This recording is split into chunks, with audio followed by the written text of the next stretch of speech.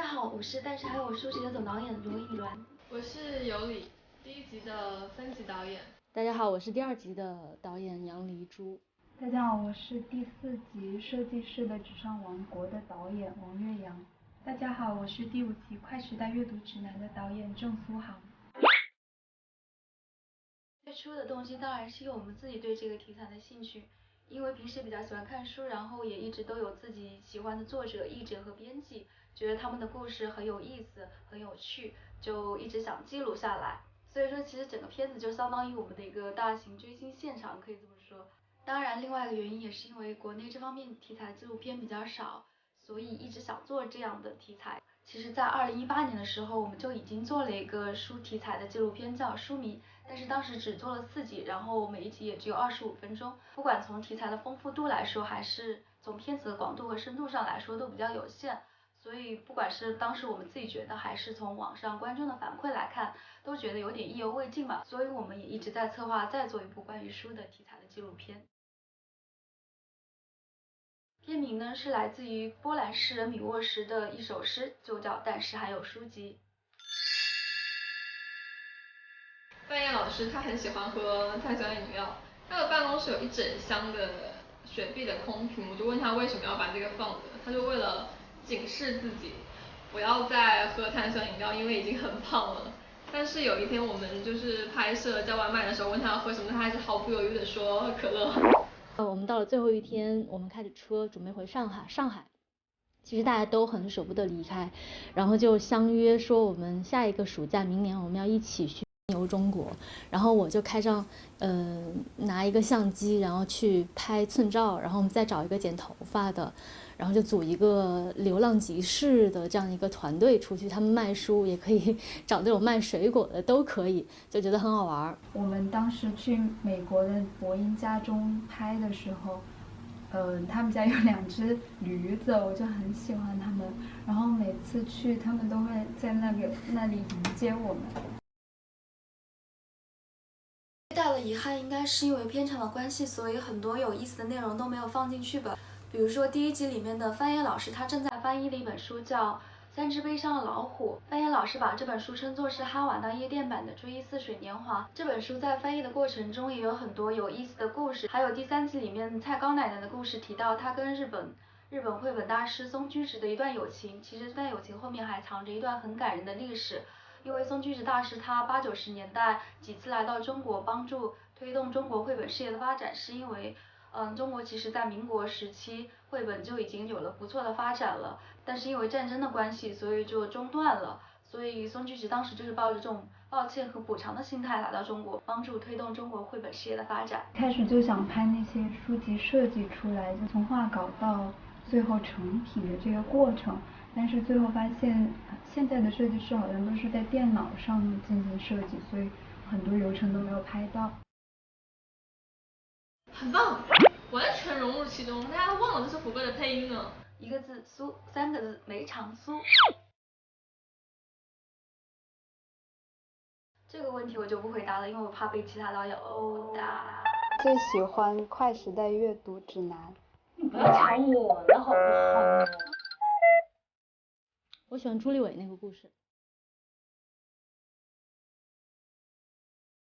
当然是《银河系漫游指南》了，但是我说的这本《银河系漫游指南》不是道格拉斯·亚当斯写的那本《银河系漫游指南》，而是他那本《银河系漫游指南》里面提到那本真实的《银河系漫游指南》。因为据说那是一本包含了宇宙所有智慧的书，所以我觉得应该就是可以凭着这本书生存下去吧。第2集里面那个蜗牛推荐给那个老奶奶的那本什么自然农法吧，因为可能会学种地。其实第1季里面就有一些我们当时想拍而没有拍的题材，比如说关于阅读空间的讨论了，就是书店啊、图书馆这些。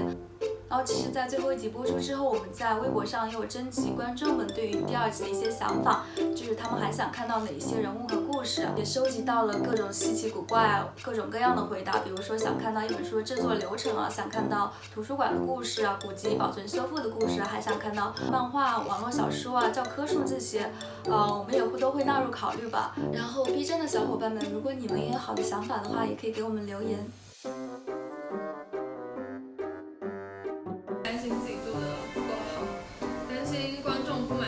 觉得还有很多不好、很遗憾的地方，然后就特别害怕别人都说好。最担心的应该是大家觉得我拍的不好，最期待的也是对我片子的肯定。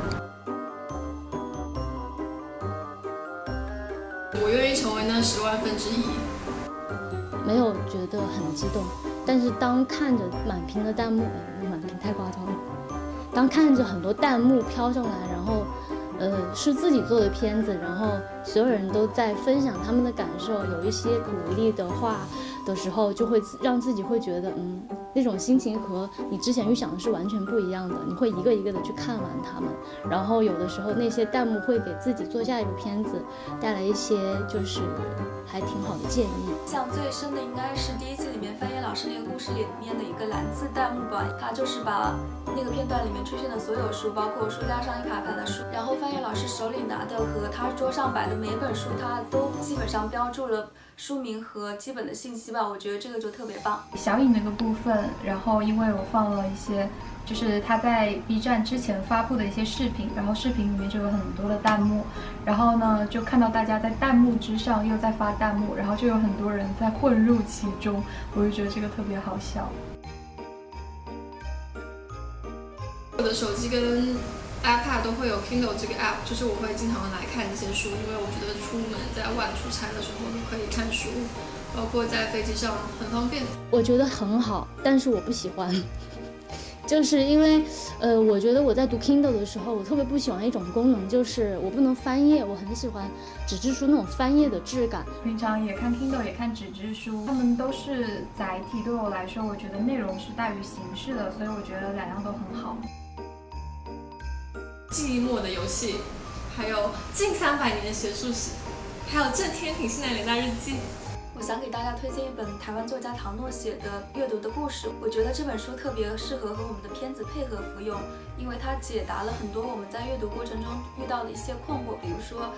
书读不懂怎么办，然后没有时间读书怎么办，所以大家如果在阅读过程中遇到一些困难的话，就可以看一下这本书。过于喧嚣的孤独这本书，首先呢是因为被这个名字吸引了，然后另外第二个就是因为书中的一开篇的一句话吸引我了。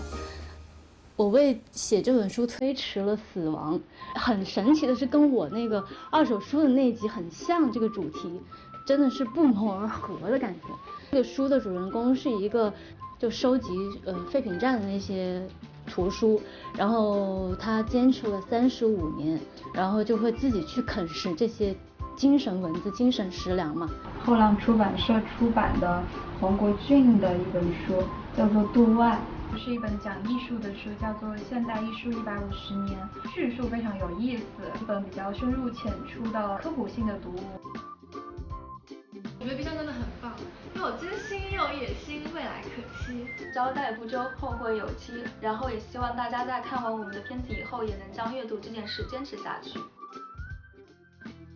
觉得我们的导演2极分化特别严重，就是有几个导演呢就是爱猫如命，然后有几个导演呢就是特别害怕猫。我的男神就是胡歌啊！我的微博第一个关注的对象就是胡歌。我的男神当然是范晔老师了。12首玫瑰的主唱梁龙。你要是看生活如废。不好意思啊。这个应该不要剪的吧？就不要说了吧。我的男神是赵琦。赵琦。